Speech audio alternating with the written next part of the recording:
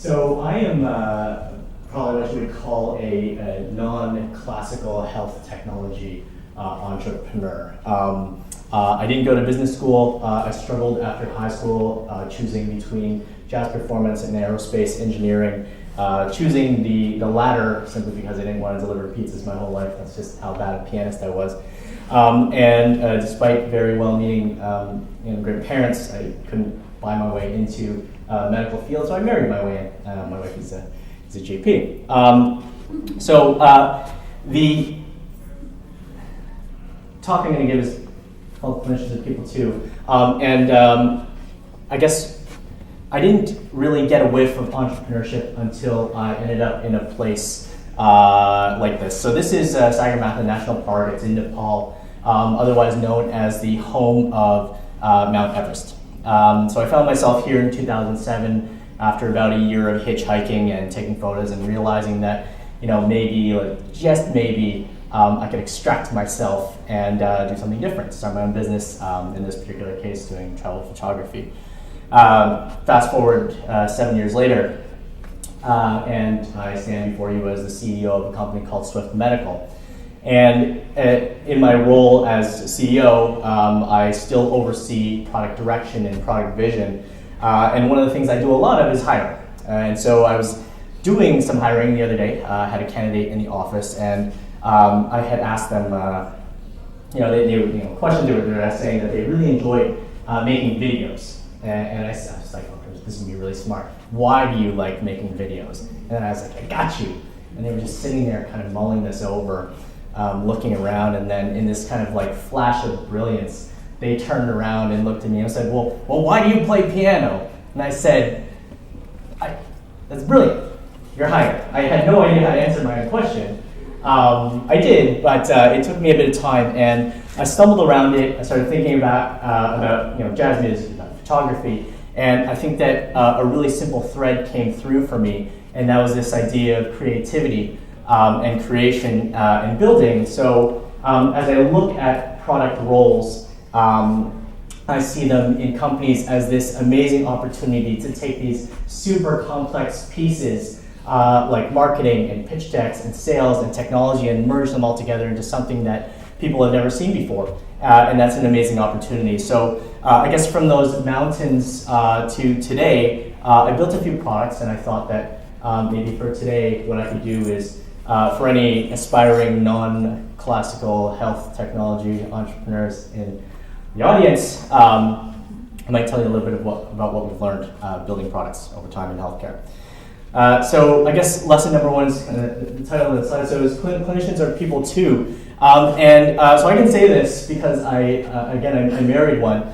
And what I really mean by this slide is that when you come from a world of video games, I used to work for ATI Technologies, and you take a look at iPhones and then tablets and what you can do inside of movies, and then all of a sudden you see this, you start to think that maybe the person who designed it didn't think that the person using it was a person either. Maybe they have like 10 eyes and they got like tentacles, and never do this on stage, it doesn't work.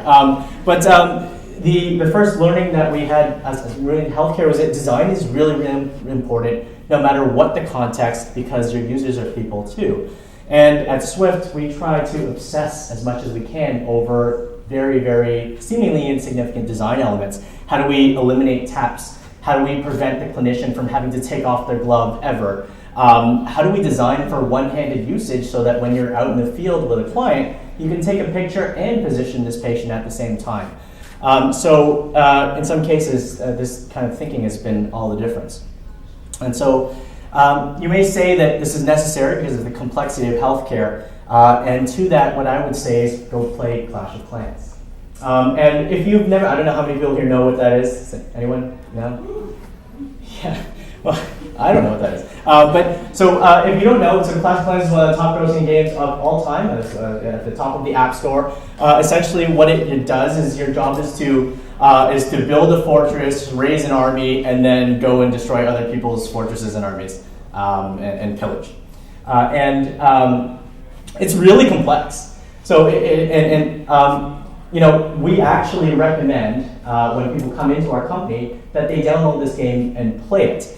And what we find amazing is that even though the game asks you to build a wall, and then upgrade, and then wait 15 minutes, and then come back, and then figure out how to upgrade the wall again, after millions and millions of downloads, there hasn't been a single training session on how to build your fortress. There hasn't been an LMS created on how to train people every time for 10 minutes before they start the day on how to do it.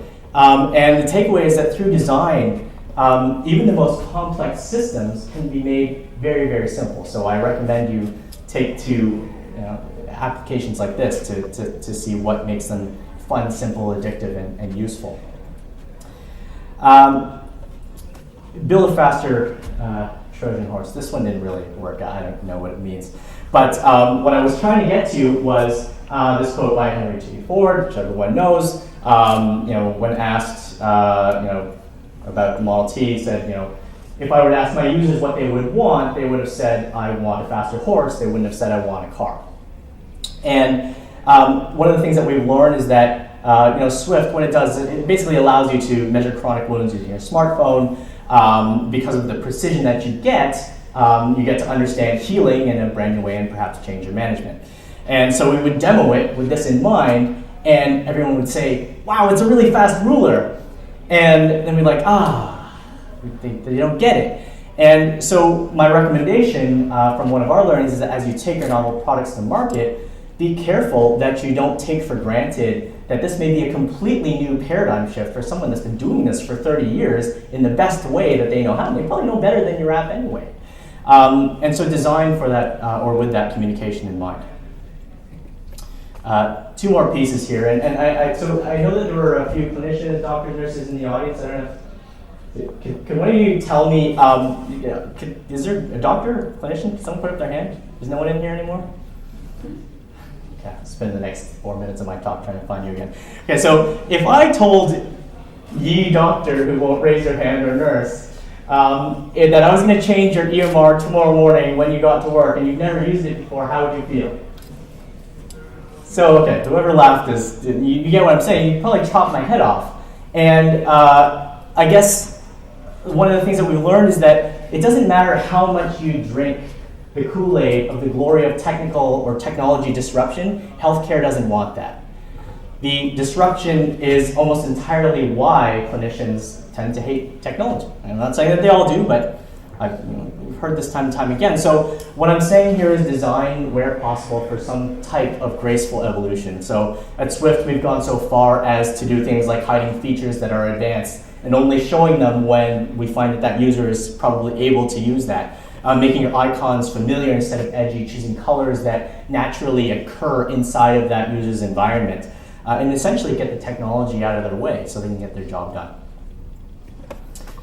The last piece of advice centers, I guess, around the idea of, the founding of Swift Medical. So at the end of a previous business, my co-founders and I had invited them and their wives over to my place with my wife, and we had them over hot pots around Christmas time.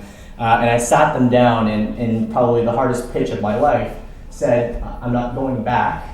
I need you guys for 6 months. I've got another idea.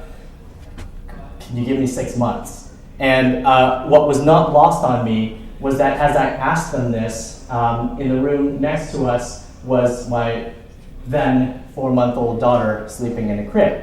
And one of the greatest things that I think parenting has taught me is that it gives you the sense that failure is just not an option. Like, the kid's gotta eat, you are not gonna fail. And what that also drives is this insane sense of focus. And so Swift is a measuring tool. It allows you to measure and assess chronic wounds at the point of care. But the number of times that we've been asked to measure moles, measure joint bleeds, do genetic measurements of a child's face. The number of times we were asked that and really, really wanted to say yes it's almost like it's every day. And so what I would implore you to do as you take your amazing designs out into the world is remember the mantra of design is simplicity. And you need to design for one thing and you need to focus And now, of course, we didn't name our company Wound Medical for a reason. We think there are broader applications of what we do, but perhaps we'll leave those aspirations for another day. Thank you. That's my.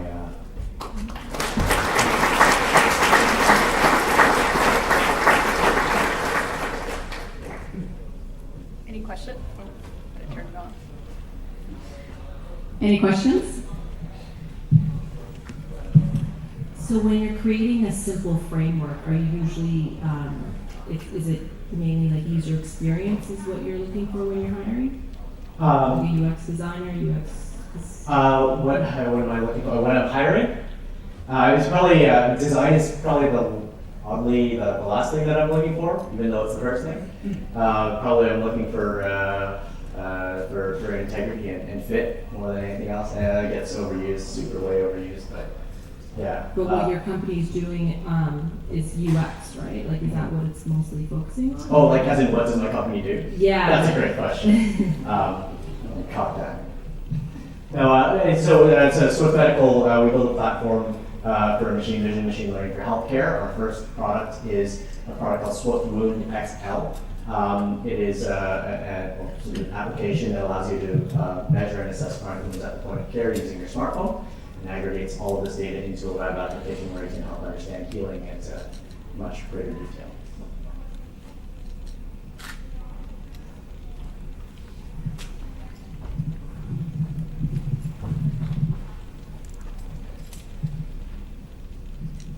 What form of user research methods are you using?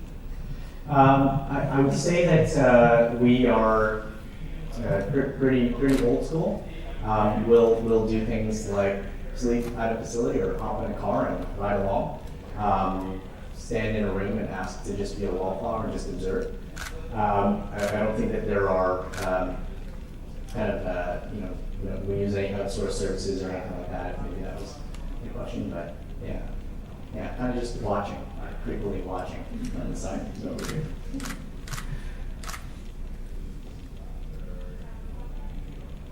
I can just ask the question. Yeah. Are you mostly in Canada or in States? Where are your target customers?